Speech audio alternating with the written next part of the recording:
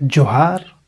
पसमानदा दलित बहुजन आदिवासी आपस में स्वाभाविक सहयोगी है। इनके बीच दर्द का रिश्ता है जो सबसे बड़ा रिश्ता होता है। पसमानदा और बहुजन में आपस में कई समानताएं हैं। इसी तरह सवर्ण और अशराफ वर्ग में आपस में कई समानताएं हैं। अगर कोई भूमिहार इस्लाम धर्म को अपना लेता है तो उसकी सामाजिक आर्थिक हैसियत नहीं बदल जाता है, वह पीड़ित वर्ग में शामिल नहीं होता है। धर्म बदलने से जाति नहीं बदलती है। इसी तरह पसमानदा में भी दलित, बहुजन और आदिवासियों से कन्वर्ट हुए हैं।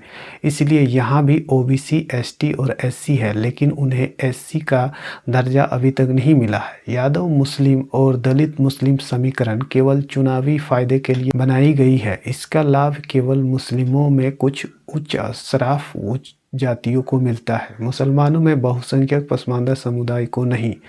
यह दोनों समीकरण स्वाभाविक नहीं है, क्योंकि एक तरफ जाति, बिरादरी और वर्ग जमात की बात हो रही है तो वहीं दूसरी तरफ एक धार्मिक समूह या धर्म के मानने वालों के बीच एकता की बात हो रही है। यह वैसा ही है जैसे पसमानदा हिंदू एकता की बात बाबा कबीर, अब्दुल कय्यूम अंसारी, डॉक्टर अंबेडकर, डॉक्टर राम मनोहर लोहिया, मान्यवर कांसीराम जी ने मुसलमानों में जाति की बात की ओर पहले से ही इशारा कर दिया था।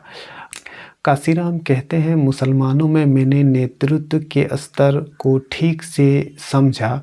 उनके 50 नेताओं से मैं मिला, इनमें भी ब्राह्मणवाद देखकर मैं दंग रह गया। इस्लाम तो बराबरी और अन्याय के खिलाफ लड़ना सिखाता है, लेकिन मुसलमानों का नेतृत्व शेख, सैयद, मुगल, पठान यानी अपने को उच्च जाति का मानने वालों लोगों के हाथ में है। वह यह नहीं चाहते कि अंसारी, दुनिया, कुरैशी उनकी बराबरी में आए। 1988 के इलाहाबाद उपचुनाव में यह बात एकदम साफ तौर पर उभर कर आई। विश्व हिंदू परिषद, आरएसएस, बजरंग दल, भाजपा और राम जन्मभूमि मुक्ति समिति यानी हिंदू कट्टरपंथी और मुस्लिम लीग, मुस्लिम मजलिस, जमाते इस्लामी, मौलाना बुखारी और सैयद शहाबुद्दीन की बाबरी मस्जिद एक्शन कमेटी यानी मुस्लिम कट्टरपंथ बीपी सिंह को जिताने और कांसीराम को हराने के लिए कंधा से कंधा मिलाकर चल रहे थे। यहाँ पर दोनों का हित एक ही था। कांसीराम के जीतने से सवर्ण हिंदू और सवर्ण मुसलमान दोनों को अपनी कुर्सी पर हमला होने की आशंका थी।